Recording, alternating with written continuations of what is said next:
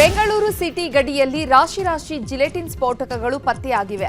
Avalahalli police ಠಾಣಾ ವ್ಯಾಪ್ತಿಯಲ್ಲಿ ರಾಶಿ ಜಿಲೆಟಿನ್ ಕಡ್ಡಿಗಳು ಹಾಗೂ ವೈರ್ಗಳು ಪತ್ತೆ ಆಗಿದೆ. ಕಲ್ಲು ಕ್ವಾರೆ ಉದ್ಯಮಕ್ಕಾಗಿ ಅಕ್ರಮವಾಗಿ ಜಿಲೆಟಿನ್ಗಳನ್ನು ಸಂಗ್ರಹಿಸಿರುವುದು ಗೊತ್ತಾಗಿದೆ. ವಿಧಾನಸೌಧ ಲೇಔಟ್ ಬಳಿಯ ವೆಂಕಟೇಶ್ವರ ಗ್ರಾನೈಟ್ ಕ್ರಸ್ಟ್ ಕಂಪನಿ ಮಾಲೀಕರಾದಂತಹ ವೆಂಕಟೇಶ್ ಶೇಖರಣೆಯನ್ನ ಮಾಡಿದ್ದ ಅನ್ನುವಂತಹ ಮಾಹಿತಿ ಇದೆ.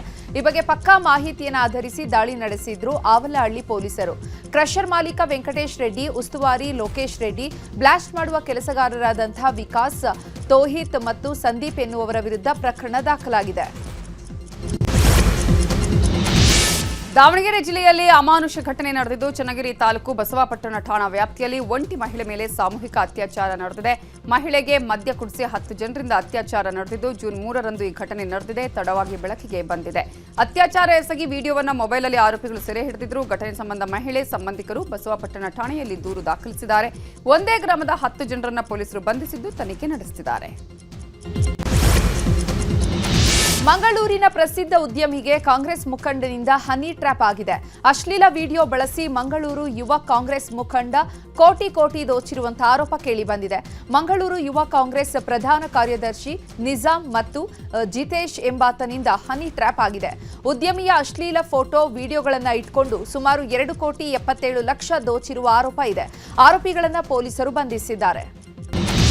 ಬೆಂಗಳೂರಿನ ಕಾಡುಗೋಡಿಯಲ್ಲಿ ತಾಯಿಯಿಂದಲೇ ಮಗಳ ಕೊಲೆ ಕೇಸ್ಗೆ ಬಿಗ್ ಟ್ವಿಸ್ಟ್ ಸಿಕ್ಕಿದೆ. ತಾಯಿಯ ಪ್ರಕರಣದಿಂದಲೇ ಮಗಳ ಕೊಲೆಯಾಗಿರುವುದು ತನಿಖೆಯಲ್ಲಿ ತಿಳಿದು ಬಂದಿದೆ. ಆರೋಪಿ ಮೋಹನ್ ಹೇಳಿಕೆ ಕೇಳಿ ಪೊಲೀಸರೇ ಶಾಕ್ ಆಗಿದ್ದಾರೆ. ಇಂದಿರಾನಗರದಲ್ಲಿ ರಾತ್ರಿ 8 ಗಂಟೆಗೆ ಪ್ರಿಯಾಂಕಾ ಶಾಪಿಂಗ್ಗೆ ಹೋಗಿದ್ರು. ಆಗ ಕಾರಲ್ಲೇ ಮೋಹನ್ ಹಾಗೂ ಬಾಲಕಿ ವೆನಿಲಾ ಇದ್ರು. ಈ ವೇಳೆ ಮೋಹನ್ ಬಳಿ ಐಸ್ ಕ್ರೀಂ ಬೇಕು ಅಂತ ಬಾಲಕಿ ಕೇಳಿದಾಳೆ. ಬೇರೆ ಐಸ್ ಕ್ರೀಂ ವಿಚಾರವಾಗಿ ಹಠ ಮಾಡಿದ್ದಕ್ಕೆ ಕಾರಿನಲ್ಲೇ ಕಾಲಿನಿಂದ ಒದ್ದು ಬಾಲಕಿ ವೆನಿಲಾಳನ್ನ ಮೋಹನ್ ಕೊಲೆ ಮಾಡಿದ್ದಾನೆ. ಶಾಪಿಂಗ್ ಮುಗಿಸಿ ಕಾರಿನ ಬಳಿ ಪ್ರಿಯಾಂಕಾ ವಾಪಸ್ಸಾದಾಗ ಆಕಸ್ಮಿಕವಾಗಿ ನಡೆದೋಯ್ತು ಅಂತ ಮೋಹನ್ ಹೇಳಿದ್ದಂತೆ.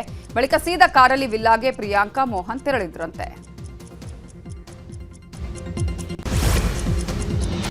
ರಾಜಕೀಯ ಸುದ್ದಿಗಳನ್ನ ನೋಡೋಣ. ಸಿಎಂ ಡಿಕೆ ಶಿವಕುಮಾರ್ ಸಂಪುಟದಲ್ಲಿ ಖಾತೆ ಕ್ಯಾತೆ ಮುಂದುವರೆದಿದೆ. ಬೆಂಗಳೂರು ನಗರಾಭಿವೃದ್ಧಿ ಖಾತೆಯಲ್ಲಿ ಬಿಡಿಎ ಬಿಎಂಆರ್ಡಿ ಸೇರ್ಪಡೆ ಮಾಡದಿದ್ದಕ್ಕೆ ಅಸಮಾಧಾನಗೊಂಡಿದ್ದಾರೆ. BDA BMRD ಸೇರ್ಪಡೆಗೆ CM DK Shivakumar ಒಪ್ತಾ ಇಲ್ಲ. ಈ ಹಿನ್ನೆಲೆ ಕೃಷ್ಣ ಬೈರೇಗೌಡ ಹೈಕಮಾಂಡ್ ಭೇಟಿಗೆ ದೆಹಲಿಗೆ ತೆರಳಿದ್ದಾರೆ. ರಣದೀಪ್ ಸಿಂಗ್ ಸುರ್ಜೇವಾಲಾ ಹಾಗೂ ರಾಹುಲ್ ಗಾಂಧಿ ಅವರನ್ನ ಭೇಟಿಯಾಗಿ ಚರ್ಚಿಸಲಿದ್ದಾರೆ. ಇನ್ನು ಖಾತೆ ವಿಚಾರವಾಗಿ ಕೃಷ್ಣ ಬೈರೇಗೌಡ ಅಸಮಾಧಾನಕ್ಕೆ ಮಾಜಿ ಸಚಿವ ಕೆಎನ್ ರಾಜಣ್ಣ ಪ್ರತಿಕ್ರಿಯಿಸಿದ್ದಾರೆ. ಒಬ್ಬೊಬ್ಬರಿಗೆ ಒಂದೊಂದು ಕಾಯಿಲೆ ಬರುತ್ತೆ, ಅದಕ್ಕೆ ಏನೇನೋ ಔಷಧಿ ಬರುತ್ತೋ ನೋಡೋಣ ಅಂತ ಖಾತೆಯ ಖ್ಯಾತೆಗೆ ರಾಜಣ್ಣ ವ್ಯಂಗ್ಯವಾಡಿದ್ದಾರೆ. ಇನ್ನು ಸಚಿವರ ನಡೆಗೆ ಮಾಲೂರು ಕಾಂಗ್ರೆಸ್ ಶಾಸಕ ಕೆವೈ ನಂಜೇಗೌಡ ಅಸಮಾಧಾನ ವ್ಯಕ್ತಪಡಿಸಿದ್ದಾರೆ. ಈಗಾಗಲೇ ನೀಡಿರುವಂತಹ ಜವಾಬ್ದಾರಿಯನ್ನು ವಹಿಸಿಕೊಂಡು ಕೆಲಸ ಮಾಡಲಿ. ಈಗ ಇವರಿಗೆಲ್ಲ ಸಚಿವ ಸ್ಥಾನ ಸಿಕ್ಕಿರುವುದೇ ಹೆಚ್ಚು. ಉಳಿದಂತಹ 20 ಸಚಿವ ಸ್ಥಾನ ಹೊಸಬರಿಗೆ ಕೊಡಬೇಕು ಅಂತ ಆಗ್ರಹಿಸಿದ್ದಾರೆ. ಇನ್ನು ಖಾತೆ ಹಂಚಿಕೆ ಕಗ್ಗಂಟಿನ ಹಿನ್ನೆಲೆ ನಾಳೆ ಸಿಎಂ ಡಿಕೆ ಶಿವಕುಮಾರ್ ದೆಹಲಿಗೆ ತೆರಳುತ್ತಿದ್ದಾರೆ. ಸಚಿವರಿಂದ ಖಾತೆ ಕುರಿತು ಅಸಮಾಧಾನ ಕುರಿತು ಮಲ್ಲಿಕಾರ್ಜುನ ಖರ್ಗೆ, ಕೆಸಿ ವೇಣುಗೋಪಾಲ್ ಜೊತೆ ಮಾತುಕತೆ ನಡೆಸಲಿದ್ದಾರೆ. ನಾಳೆ ದಿಲ್ಲಿಯಲ್ಲೇ ವಾಸ್ತವ್ಯ ಹೂಡಲಿದ್ದು ನಾಡಿದ್ದು ನೀತಿ ಆಯೋಗದ ಸಭೆಯಲ್ಲಿ ಭಾಗಿಯಾಗಲಿದ್ದಾರೆ. ಸಿಎಂ ಡಿಕೆ ಶಿವಕುಮಾರ್ ಸಂಪುಟದಲ್ಲಿ ಕೆಲ ಸಚಿವರಿಂದ ಅಸಮಾಧಾನ ಮುಂದುವರೆದಿದೆ. ಕಳೆದ ವಾರ ರಾಹುಲ್ ಜೊತೆ ಭೇಟಿ ಬಳಿಕ ಸೈಲೆಂಟ್ ಆಗಿದ್ದ ಕೆಎಚ್ ಮುನಿಯಪ್ಪ ಮತ್ತೊಮ್ಮೆ ರಾಹುಲ್ ಗಾಂಧಿ ಬಳಿ ತಮ್ಮ ಅಸಮಾಧಾನ ಹೊರಹಾಕಿದ್ದಾರೆ. ಎಐಸಿಸಿ ಕಾರ್ಯದರ್ಶಿ ಸೂರಜ್ ಹೆಗಡೆ ಅಂತಿಮ ದರ್ಶನ ಮುಗಿಸಿ ವಾಪಸ್ ವೇಳೆ ಏರ್ಪೋರ್ಟ್ನಲ್ಲಿ ರಾಹುಲ್ ಭೇಟಿಯಾಗಿ ತಮ್ಮ ಖಾತೆ ಬದಲಾವಣೆಗೆ ಮತ್ತೊಮ್ಮೆ ಮನವಿ ಮಾಡಿದರು. ಮಂತ್ರಿ ಸ್ಥಾನಕ್ಕಾಗಿ ನಾನು ಒಬ್ಬ ಪ್ರಬಲ ಆಕಾಂಕ್ಷಿ ಅಂತ ಪಾವಗಡ ಶಾಸಕ ಎಚ್.ವಿ. ವೆಂಕಟೇಶ್ ಹೇಳಿದ್ದಾರೆ. ಪಾವಗಡದಲ್ಲಿ ಮಾತಾಡಿರೋ ವೆಂಕಟೇಶ್ ಈ ಬಾರಿ ನಾನು ಕೂಡ ಸೀರಿಯಸ್ ಆಗಿ ಆಕಾಂಕ್ಷಿ ಆಗಿದ್ದೇನೆ ಅಂತ ಹೇಳಿದ್ದಾರೆ. ಯಾದಗಿರಿಯಲ್ಲಿ ಮಾಜಿ ಸಚಿವ ಜಮೀರ್ ಅಹಮದ್ ಖಾನ್ ಪರವಾಗಿ ಮುಸ್ಲಿಂ ಸಮುದಾಯದ ಒಕ್ಕೂಟ ಪ್ರತಿಭಟನೆ ಮಾಡಿದೆ. ಜಮೀರ್ಗೆ ಸಚಿವ ಸ್ಥಾನ ಹಾಗೂ ಡಿಸಿಎಂ ಸ್ಥಾನ ನೀಡುವಂತೆ ಆಗ್ರಹಿಸಿ ಪ್ರತಿಭಟನೆ ನಡೆಸಲಾಗಿದೆ. ರಾಘವೇಂದ್ರ ಹಿಟ್ನಾಳ್ಗೆ ಮಂತ್ರಿ ಸ್ಥಾನ ನೀಡುವಂತೆ ಆಗ್ರಹಿಸಿ ಮಾಜಿ ಸಿಎಂ ಸಿದ್ದರಾಮಯ್ಯ ನಿವಾಸಕ್ಕೆ ಹಿಟ್ನಾಳ್ ಬೆಂಬಲಿಗರು ಮುತ್ತಿಗೆ ಹಾಕಿದ್ದಾರೆ. ಬೆಂಗಳೂರಿನ ಕಾವೇರಿ ನಿವಾಸದ ಮುಂಭಾಗ 500ಕ್ಕೂ ಹೆಚ್ಚು ಜನ ಜಮಾವಣೆಯಾಗಿ ಮುತ್ತಿಗೆ ಹಾಕಿದ್ದಾರೆ. ಈ ವೇಳೆ ಮನೆಯಿಂದ ಹೊರಬಂದ ಸಚಿವ ಡಾಕ್ಟರ್ ಯತೀಂದ್ರ ಸಿದ್ದರಾಮಯ್ಯ, ನಮ್ಮ ಅಪ್ಪ ಈಗ ಮುಖ್ಯಮಂತ್ರಿ ಅಲ್ಲ, ಆದರೂ ಅಪ್ಪ ನಾನು ಹಿಟ್ನಾಳ್ ಪರವಾಗಿ ಪ್ರಯತ್ನ ಮಾಡ್ತೀವಿ ಅಂತ ಭರವಸೆ ಕೊಟ್ಟರು. ಇನ್ನು ರಾಜ್ಯ ಸರ್ಕಾರದಿಂದ ವಿಶೇಷ ಪ್ರತಿನಿಧಿಗಳ ಹುದ್ದೆಗಳ ಸೃಷ್ಟಿ ಮಾಡಲಾಗಿದೆ. ರಾಜ್ಯ ಸರ್ಕಾರದ ಮೊದಲ ವಿಶೇಷ ಪ್ರತಿನಿಧಿಯಾಗಿ ಶಾಸಕ ಟಿಬಿ ಜಯಚಂದ್ರ, 2ನೇ ವಿಶೇಷ ಪ್ರತಿನಿಧಿಯಾಗಿ ಪರಿಷತ್ ಸದಸ್ಯ ಪ್ರಕಾಶ್ ಹುಕ್ಕೇರಿ ನೇಮಕ ಮಾಡಲಾಗಿದೆ. ಇಬ್ಬರಿಗೂ ಕೂಡ ಸಚಿವ ಸಂಪುಟ ದರ್ಜೆಯ ಸ್ಥಾನಮಾನ ನೀಡಿ ಆದೇಶ ಹೊರಡಿಸಲಾಗಿದೆ. ಸಮಯ ಕೊಟ್ಟರೆ ಎಚ್ಡಿಕೆ ಭೇಟಿ ಮಾಡ್ತೀನಿ ಎಂದಿದ್ದ ಸಿಎಂ ಡಿಕೆಶಿ ವಿರುದ್ಧ ಎಚ್ಡಿಕೆ ವ್ಯಂಗ್ಯವಾಡಿದ್ದಾರೆ. ಮಂಡ್ಯದಲ್ಲಿ ಮಾತನಾಡಿದ ಕೇಂದ್ರ ಸಚಿವ ಎಚ್ಡಿ ಕುಮಾರಸ್ವಾಮಿ, ಡಿಕೆಶಿಗೆ ನಾನೇನು ಸಲಹೆ ನೀಡಲಿ, 2 ಬಾರಿ ಸಿಎಂ ಆಗಿ ಏನ್ ಕೆಲಸ ಮಾಡಿದ್ದಾರೆ ಎಂದಿದ್ರು. ಅತಿ ವಿನಯಂ ಧೂರ್ತ ಲಕ್ಷಣಂ ಅಂತ ಎಚ್ಡಿಕೆ ವ್ಯಂಗ್ಯವಾಡಿದ್ದಾರೆ. ಈಗ ಅವರೇ ತುಮಕೂರಿನಲ್ಲಿ ಭಾಷಣ ಮಾಡಿದ್ರು. ಕುಮಾರಸ್ವಾಮಿ 2 ಬಾರಿ ಮುಖ್ಯಮಂತ್ರಿಯಾಗಿ ಏನು ಕಿತ್ತಾಕಿದ್ದಾರೆ ಅಂತ ಅದೇನೋ ಪದ ಬಳಸಿದ್ರು. ಏನು ಅರ್ಧವ್ರೆ ಅಂತ 2 ಬಾರಿ ಮುಖ್ಯಮಂತ್ರಿಯಾಗಿ ಅರ್ದಿರೋದು ಏನು ಅಂತ ಅಂದರು. ಯಾಕೆಂದರೆ ಎಲ್ಲದಕ್ಕೂ ಸಾಕ್ಷಿ ಗುಡ್ಡೆ ಕೇಳ್ತಾರೆ. ಈಗ ಸಾಕ್ಷಿ ಗುಡ್ಡೆ ನಿರ್ಮಾಣ ಮಾಡ್ತಾರಂತ. ಈಗ ನಾನು ಸಲಹೆ ಕೊಡೋದೇನೈತೆ ಏನು ಕಿತ್ತ ಇಲ್ವಲ್ಲ, ಅರಿಯೋ ಕೆಲಸ ಮಾಡಿಲ್ವಲ್ಲ. ನನ್ನ ಹತ್ರ ಬಂದು ಸಲಹೆ ಏನು ತಗೋತಾರೆ? ಫೋಟೋ ಬೇಕು, ಫೋಟೋ ಪತ್ರಿಕೆಯಲ್ಲಿ ಬರಬೇಕು, ನಾನು ನೋಡಿ ಯಾವ ಥರ ಹೋಗಿದ್ದೇನೆ ಅಂತ ಹೇಳ್ಕೋಬೇಕು. ಅತಿ ವಿನಯಂ ಧೂರ್ತ ಲಕ್ಷಣಂ ಅಂತ. ಮಾಜಿ ಪ್ರಧಾನಿ ಎಚ್ ಡಿ ದೇವೇಗೌಡರನ್ನ ಬಿಜೆಪಿ ಕಡೆಗಣನೆ ಮಾಡಿದೆ ಅಂದಿದ್ದ ಕಾಂಗ್ರೆಸ್ ನಾಯಕರಿಗೆ ಬಿಜೆಪಿ ರಾಜ್ಯಾಧ್ಯಕ್ಷ ಬಿವೈ ವಿಜಯೇಂದ್ರ ತಿರುಗೇಟು ಕೊಟ್ಟಿದ್ದಾರೆ. ದೇವೇಗೌಡರ ಕುರಿತು ಕಾಂಗ್ರೆಸ್ ಮೊಸಳೆ ಕಣ್ಣೀರು ಸುರಿಸುವ ಅವಶ್ಯಕತೆ ಇಲ್ಲ. ದೇಶದ ಅತ್ಯುನ್ನತ ಪ್ರಧಾನಮಂತ್ರಿ ಸ್ಥಾನವನ್ನ ಅಲಂಕರಿಸಿ ಹೆಮ್ಮೆಯ ಕನ್ನಡಿಗ ಅನಿಸಿಕೊಂಡ ಮಾಜಿ ಪ್ರಧಾನಿ ಪದವಿಯಿಂದ ಕೆಳಗಿಳಿಸಿದ ಕುಖ್ಯಾತಿ ಕಾಂಗ್ರೆಸ್ ಮೇಲಿದೆ. ಇದನ್ನು ಕಾಂಗ್ರೆಸ್ ಮುಂದಾಳುಗಳು ಮರೆತ ಹಾಗಿದೆ. ದೇವೇಗೌಡರ ಹೆಸರನ್ನ ಬಳಸಿಕೊಂಡು ರಾಜಕಾರಣ ಮಾಡಲು ಹೊರಟಿರೋದು ನಾಚಿಕೆಗೇಡು ಅಂತ ಕಿಡಿಕಾರಿದ್ದಾರೆ. ದೇವೇಗೌಡರಿಗೆ ರಾಜ್ಯಸಭಾ ಟಿಕೆಟ್ ಕೊಡದ ವಿಚಾರದ ಬಗ್ಗೆ ಕೇಂದ್ರ ಸಚಿವ ಎಚ್ ಡಿ ಕುಮಾರಸ್ವಾಮಿ ಪ್ರತಿಕ್ರಿಯಿಸಿದ್ದಾರೆ. ಮಂಡ್ಯದಲ್ಲಿ ಮಾತಾಡಿದ ಎಚ್ಡಿಕೆ, ದೇವೇಗೌಡರ ಬಗ್ಗೆ ಕಾಂಗ್ರೆಸ್ಸಿಗರಿಗೆ ಈಗ ಅನುಕಂಪ ಬಂದಿದೆ. ಬಿಜೆಪಿ ಜೆಡಿಎಸ್ ಮೈತ್ರಿಯಲ್ಲಿ ಬಿರುಕು ತರಲು ಕಾಂಗ್ರೆಸ್ ಪ್ರಯತ್ನ ಮಾಡುತ್ತಿದೆ. ರಾಜ್ಯಸಭೆ ಟಿಕೆಟ್ಗೆ ದೇವೇಗೌಡರು ಅರ್ಜಿಯೇ ಹಾಕಿಲ್ಲ. ಸ್ವಾಭಿಮಾನಕ್ಕೆ ಧಕ್ಕೆಯಾದಾಗ ಪ್ರಧಾನಿ ಸ್ಥಾನವನ್ನೇ ಬಿಟ್ಟು ಬಂದ್ರು ಅಂತ ಕಾಂಗ್ರೆಸ್ ವಿರುದ್ಧ ಕುಟುಕಿದ್ದಾರೆ. ರಾಜ್ಯಸಭಾ ಸ್ಥಾನಕ್ಕೆ ದೇವೇಗೌಡರ ಕಡೆಗಣನೆ ಬಗ್ಗೆ ಕಾಂಗ್ರೆಸ್ ಆರೋಪ ಹಿನ್ನೆಲೆ ಸ್ಪಷ್ಟನೆ ನೀಡಲು ಮಾಜಿ ಪ್ರಧಾನಿ ಎಚ್ ಡಿ ದೇವೇಗೌಡರು ಮುಂದಾಗಿದ್ದಾರೆ.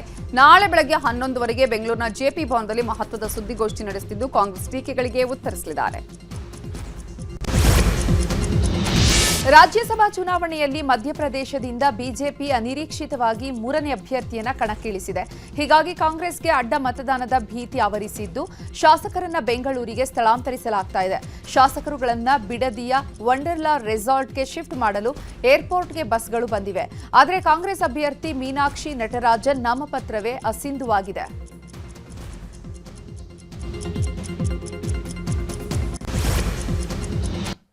ಈಗ ಮಳೆಗೆ ಸಂಬಂಧಪಟ್ಟಂತಹ ಸುದ್ದಿ.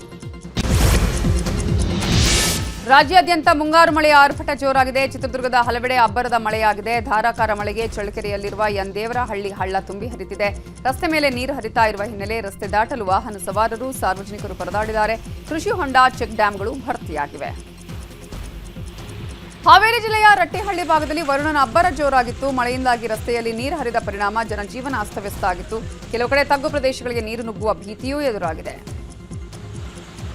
ಇನ್ನು ಉತ್ತರ ಕನ್ನಡ ಜಿಲ್ಲೆಯಲ್ಲಿ 2 ದಿನ ಮಳೆಯಾಗಲಿದ್ದು ರೆಡ್ ಅಲರ್ಟ್ ಘೋಷಣೆ ಮಾಡಲಾಗಿದೆ. ನಿನ್ನೆಯಿಂದ ಭಟ್ಕಳ, ಹೊನ್ನಾವರ ಭಾಗದಲ್ಲಿ ಭಾರೀ ಮಳೆಯಾಗ್ತಿದ್ದು ಮಾರ್ಕೆಟ್ ರಸ್ತೆಗಳೆಲ್ಲ ಜಲಾವೃತವಾಗಿದೆ. ಮೀನುಗಾರರು ಮತ್ತು ಪ್ರವಾಸಿಗರು ಕಡಲಿಗೆ ಇಳಿಯದಂತೆ ಎಚ್ಚರಿಕೆ ನೀಡಲಾಗಿದೆ.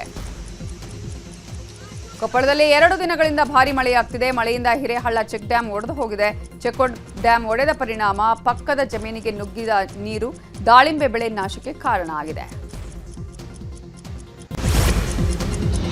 ಬಾಗಲಕೋಟೆ ಜಿಲ್ಲೆಯಲ್ಲಿ 3 ದಿನಗಳಿಂದ ಮಳೆ ಸುರಿತಾ ಇದ್ದು ರೈತರ ಮೊಗದಲ್ಲಿ ಮಂದಹಾಸ ಮೂಡಿದೆ. ರಬಕವಿ ಬನಹಟ್ಟಿ ತಾಲೂಕಿನ ನಾವಲಗಿ ಗ್ರಾಮದ ಬಳಿ ರೈತರು ಸಂಭ್ರಮಿಸಿದ್ದಾರೆ. ಧುಮ್ಮಿಕ್ಕಿ ಹರಿಯುತ್ತಿರುವ ನೀರಿನಲ್ಲಿ ನಿಂತು ಹಂತಿ ಪಥ ಹಾಡಿ ಸಂಭ್ರಮಿಸಿದ್ದಾರೆ. ಇನ್ನು ಬೆಳಗಾವಿಯ ಬೈಲಹೊಂಗಲ ಪಟ್ಟಣದಲ್ಲಿ ಮಳೆಯಾಗಿ 1 ದಿನ ಕಳೆದರೂ ಕೂಡ ಇನ್ನೂ ಮಳೆ ನೀರು ಕಡಿಮೆಯಾಗಿಲ್ಲ. ಎಪಿಎಂಸಿ ರಸ್ತೆಯಲ್ಲಿರುವಂತಹ 5 ಅಂಗಡಿಗಳಿಗೆ ನೀರು ನುಗ್ಗಿದೆ. ಪರಿಣಾಮ ಅಂಗಡಿಯಲ್ಲಿದ್ದಂತಹ ಲಕ್ಷಾಂತರ ರೂಪಾಯಿ ಮೌಲ್ಯದ ವಸ್ತುಗಳು ಸಂಪೂರ್ಣ ಹಾನಿಯಾಗಿವೆ. ಇನ್ನು ಬೈಲಹೊಂಗಲ ಎಪಿಎಂಸಿಯ ಕಾಂಪೌಂಡ್ ಕುಸಿದು 2 ಕಾರು ನಜ್ಜುಗುಜ್ಜಾಗಿವೆ.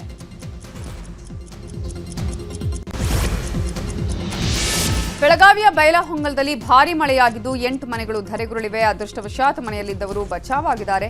ಬೈಲಹೊಂಗಲ ಪಟ್ಟಣದ ಕಲ್ಮಠ ಓಣಿಯಲ್ಲಿ ಘಟನೆ ನಡೆದಿದೆ. ಮನೆಯಲ್ಲಿದ್ದ ಅಪಾರ ಪ್ರಮಾಣದ ಆಹಾರ ಧಾನ್ಯ, ಬಟ್ಟೆ, ಪಾತ್ರೆ ನೀರು ಪಾಲಾಗಿದೆ. ಜನ ಬೀದಿಗೆ ಬಿದ್ದಿದ್ದಾರೆ. ನಗರಸಭೆ, ಸ್ಥಳೀಯ ಶಾಸಕರ ವಿರುದ್ಧ ಸಂತ್ರಸ್ತರು ಪ್ರತಿಭಟನೆ ನಡೆಸಿದ್ದಾರೆ. ಕೋಡಿಯಲ್ಲಿ ಮಳೆಗಾಲ ಆರಂಭವಾದ ಹಿನ್ನೆಲೆ ತಾಲೂಕಿನಲ್ಲಿ ಸಂಭಾವ್ಯ ಪ್ರವಾಹ ಎದುರಿಸುವ ನಿಟ್ಟಿನಲ್ಲಿ ವಿವಿಧ ಇಲಾಖೆಗಳ ಅಧಿಕಾರಿಗಳ ಸಭೆ ನಡೆಸಲಾಯಿತು. ಕೃಷ್ಣಾ, ದೂದಗಂಗಾ, ವೇದಗಂಗಾ ಒಟ್ಟು 3 ಪ್ರಮುಖ ನದಿಗಳು ಹರಿತಾ ಇವೆ. ಹೀಗಾಗಿ ಮಳೆಗಾಲದ ಸಂದರ್ಭದಲ್ಲಿ ಅಪಾಯದ ಮಟ್ಟವನ್ನು ಮೀರ್ತವೆ. ಪ್ರವಾಹದ ಪರಿಸ್ಥಿತಿ ಕುರಿತು ಕೈಗೊಳ್ಳಬೇಕಾದ ಕ್ರಮಗಳ ಬಗ್ಗೆ ಚರ್ಚೆ ಮಾಡಲಾಯಿತು.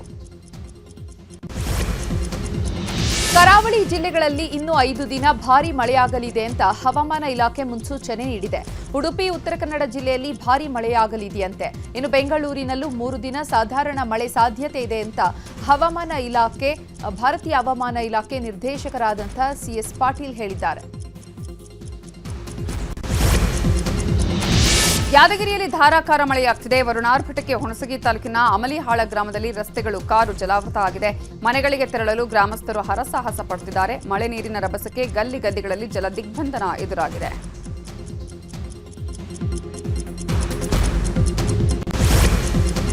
ರಾಜ್ಯದ ಸುದ್ದಿಗಳನ್ನ ನೋಡೋಣ. ಕೊಟ್ಟಿಯೂರು ದೇಗುಲದಲ್ಲಿ ಬಾವಲಿ ಕಟ್ಟು ವಿವಾದ ತೀವ್ರ ಸ್ವರೂಪ ಪಡೆದುಕೊಂಡಿದೆ. ಬಾವಲಿ ನದಿಗೆ ಕಾಲಿಟ್ಟು ಮುಸ್ಲಿಂ ಮುಖಂಡ ಸುಳ್ಯದ ಕಾಂಗ್ರೆಸ್ ಮುಖಂಡ ಶಾಹಿದ್ ತೆಕ್ಕಿಲ್ನಿಂದ ವಿವಾದ ಉಂಟಾಗಿದೆ. ಕೆಪಿಸಿಸಿ ಪದಾಧಿಕಾರಿಯಾಗಿರುವಂತಹ ಶಾಹಿದ್ ತೆಕ್ಕಿಲ್ ವರ್ಷದಲ್ಲಿ 1 ತಿಂಗಳಷ್ಟೇ ಕೊಟ್ಟಿಯೂರು ಶಿವದರ್ಶನ ಮಾಡಲಿದ್ದಾರೆ. ಜಾತ್ರೆಗೂ ಮುನ್ನ ಬಾವಲಿ ನದಿಯಲ್ಲಿ ಕಲ್ಲಿಟ್ಟು ಗೊಂದಲ ಉಂಟು ಮಾಡಿದ್ರು. ಈ ಹಿಂದೆ ಮುಸ್ಲಿಮರಿಂದ ಕಲ್ಲಿಡುವಂತಹ ಸಂಪ್ರದಾಯ ಇತ್ತು ಅಂತ ವಾದ ಮಾಡಿದ್ರು. ನಂತರದಲ್ಲಿ ಕಲ್ಲಿಡುವಂತಹ ಸಂಪ್ರದಾಯ ನಿಂತಿತ್ತು ಅಂತ ವಾದಿಸಿದ್ರು. ಈಗ ಮತ್ತೆ ಸಂಪ್ರದಾಯ ಮುಂದುವರಿಸಿದ್ದೇವೆ ಅಂತ ಶಾಹಿದ್ ತೆಕ್ಕಿಲ್ ಹೇಳಿದ್ದಾರೆ.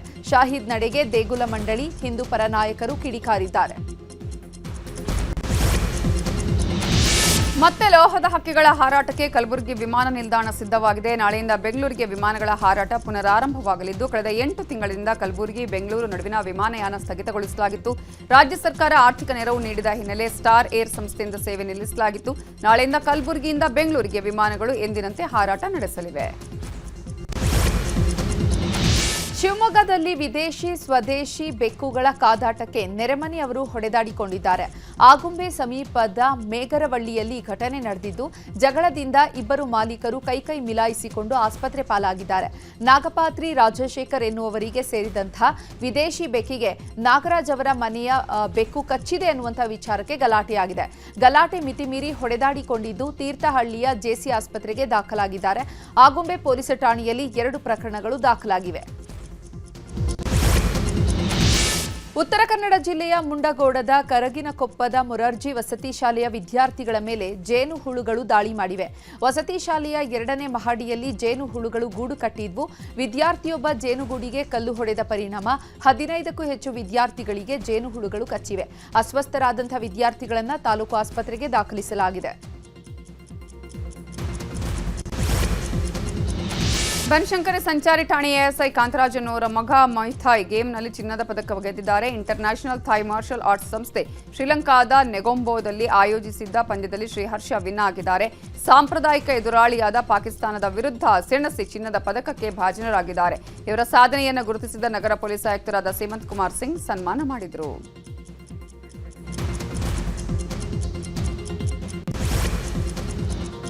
ದೇಶದ ಸುದ್ದಿಗಳನ್ನು ನೋಡೋಣ.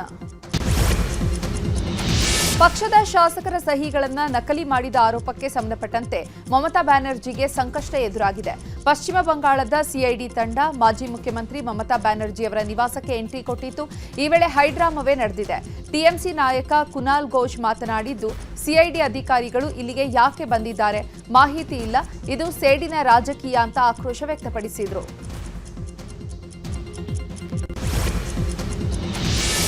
ಉದ್ಯಮಿಯೊಬ್ಬರಿಂದ 1 ಕೋಟಿ ರೂಪಾಯಿ ಸುಲಿಗೆ ಮತ್ತು ಕ್ರಿಮಿನಲ್ ಬೆದರಿಕೆ ಆರೋಪದ ಮೇಲೆ ಪಶ್ಚಿಮ ಬಂಗಾಳದ ಟಿಎಂಸಿ ನಾಯಕ ಸಭ್ಯಸಾಚಿ ದತ್ತಾ ಅವರನ್ನು ಅರೆಸ್ಟ್ ಮಾಡಲಾಗಿದೆ. ಇವತ್ತು ಕೋಲ್ಕತ್ತಾದಲ್ಲಿ ಪೊಲೀಸ್ ಠಾಣೆಯಿಂದ ಕರೆದೊಯ್ತಾ ಇದ್ದಾಗ ದತ್ತಾ ಅವರ ಮೇಲೆ ಟೊಮ್ಯಾಟೊ ಹಾಗೂ ಮೊಟ್ಟೆ ಎಸೆಯಲಾಯಿತು. ಉದ್ರಿಕ್ತರನ್ನು ಚದುರಿಸಲು ಪೊಲೀಸರು ಹರಸಾಹಸ ಪಟ್ಟರು. ತಮಿಳುನಾಡಿನಲ್ಲಿ ಮಹಿಳೆಯರು ಮತ್ತು ಮಕ್ಕಳ ರಕ್ಷಣೆಯನ್ನು ಬಲಪಡಿಸಲು ಮುಖ್ಯಮಂತ್ರಿ ವಿಜಯ್ ಪಣ ತೊಟ್ಟಿದ್ದಾರೆ. ಇವತ್ತು ಮಹಿಳೆಯರು ಮತ್ತು ಮಕ್ಕಳ ರಕ್ಷಣೆಯನ್ನು ಬಲಪಡಿಸಲು ಸ್ಥಾಪಿಸಲಾದಂತಹ ಸಿಂಗಪೆನ್ ವಿಶೇಷ ಕಾರ್ಯಪಡೆಗೆ ಚಾಲನೆಯನ್ನು ನೀಡಿದರು. ಈ ಕಾರ್ಯಪಡೆ ಮಹಿಳೆಯರ ಮೇಲಿನ ಅಪರಾಧಗಳನ್ನು ತಡೆಗಟ್ಟಲು ಮತ್ತು ಸಂಕಷ್ಟದ ಕರೆಗಳಿಗೆ ತ್ವರಿತ ಪ್ರತಿಕ್ರಿಯೆಯನ್ನು ಖಚಿತಪಡಿಸಿಕೊಳ್ಳಲು ಮೀಸಲಿಡಲಾಗಿದೆ.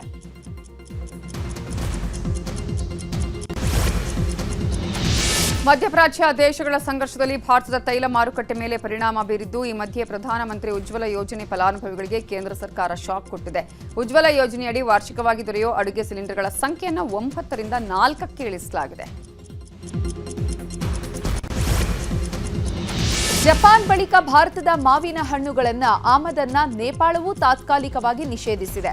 ಆಹಾರ ಸುರಕ್ಷತಾ ಮಾನದಂಡಗಳನ್ನು ಕಟ್ಟುನಿಟ್ಟಾಗಿ ಜಾರಿಗೊಳಿಸುವ ಭಾಗವಾಗಿ ಈ ನಿರ್ಧಾರ ತೆಗೆದುಕೊಳ್ಳಲಾಗಿದೆ ಅಂತ ಅಲ್ಲಿನ ಅಧಿಕಾರಿಗಳು ತಿಳಿಸಿದ್ದಾರೆ.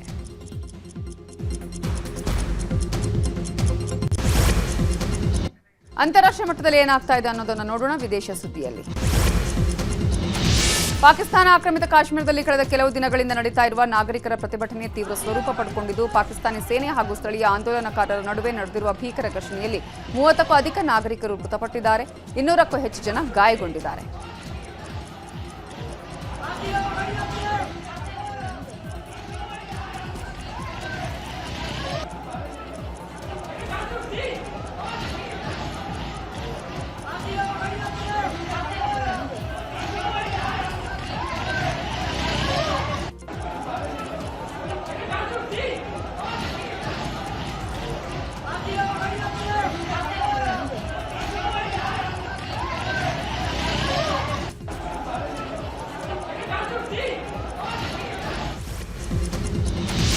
ಶಾಶ್ವತ ಕದನ ವಿರಾಮದ ಚರ್ಚೆಗಳ ಮಧ್ಯೆ ಇಸ್ರೇಲ್ ಇರಾನ್ ಮೇಲೆ ಮತ್ತೆ ಕಾಲು ಕೆರೆದು ಯುದ್ಧ ಆರಂಭಿಸಿದೆ. ಅಮೆರಿಕ ಅಧ್ಯಕ್ಷ ಡೊನಾಲ್ಡ್ ಟ್ರಂಪ್ ಸೂಚನೆಯನ್ನು ಕಡೆಗಣಿಸಿ ಇಸ್ರೇಲ್ ಇರಾನ್ನ ಮಧ್ಯ ಮತ್ತು ಪಶ್ಚಿಮ ಭಾಗಗಳ ಮೇಲೆ ವೈಮಾನಿಕ ದಾಳಿ ನಡೆಸಿದೆ. ಇನ್ನು ಹಾರ್ಮುಜ್ ಜಲಸಂಧಿಯ ಬಳಿ ಅಮೆರಿಕದ ಸೇನಾ ಹೆಲಿಕಾಪ್ಟರ್ ಪತನಗೊಂಡಿದೆ. ತಕ್ಷಣ ನೆರವಿಗೆ ಧಾವಿಸಿದ ಮತ್ತೊಂದು ಹೆಲಿಕಾಪ್ಟರ್ ಅಪಘಾತಕ್ಕೀಡಾಗಿದ್ದ ಸಿಬ್ಬಂದಿಯನ್ನು ರಕ್ಷಿಸಿದೆ.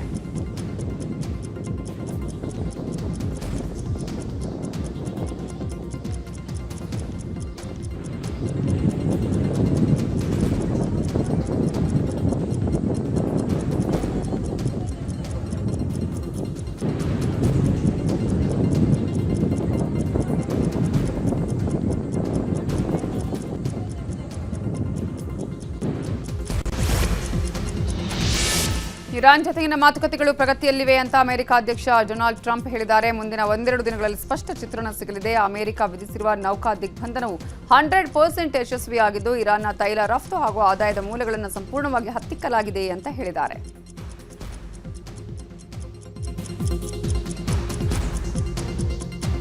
ಇರಾನ್ ಜೊತೆ ಮಾತುಕತೆ ಆಗ್ತಾ ಇದೆ ಅನ್ನುವಂತಹ ಸಂದರ್ಭದಲ್ಲಿ ಅಮೆರಿಕ ಅಧ್ಯಕ್ಷ ಡೊನಾಲ್ಡ್ ಟ್ರಂಪ್ ಮುಂದಿನ 1-2 ದಿನಗಳಲ್ಲಿ ಇದರ ಬಗ್ಗೆ ಸ್ಪಷ್ಟ ಚಿತ್ರಣ ಸಿಗಲಿದೆ ಅನ್ನುವ ವಿಚಾರವನ್ನು ಕೂಡ ಮೆನ್ಷನ್ ಮಾಡಿದ್ದಾರೆ.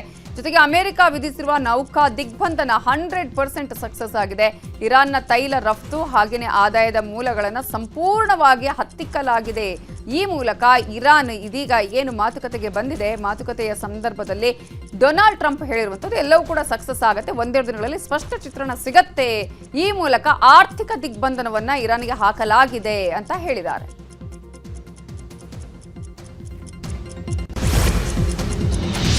ಮಧ್ಯಪ್ರಾಚ್ಯದಲ್ಲಿ ಮಹಾಯುದ್ಧ ಮತ್ತೆ ಮುಂದುವರೆದಿದೆ. ಟ್ರಂಪ್ ಎಪ್ಸ್ಟೀನ್ ಪ್ರಕರಣದ ಬಗ್ಗೆ ಜಗತ್ತಿನ ಮುಂದೆ ಸತ್ಯವನ್ನ ಹೇಳಬೇಕು, ಅಲ್ಲಿಯವರೆಗೂ ಹಾರ್ಮುಜ್ ಜಲಸಂಧಿ ಬಂದ್ ಆಗಿರುತ್ತದೆ ಅಂತ ಇರಾನ್ನ IRGC ಹೇಳಿದೆ.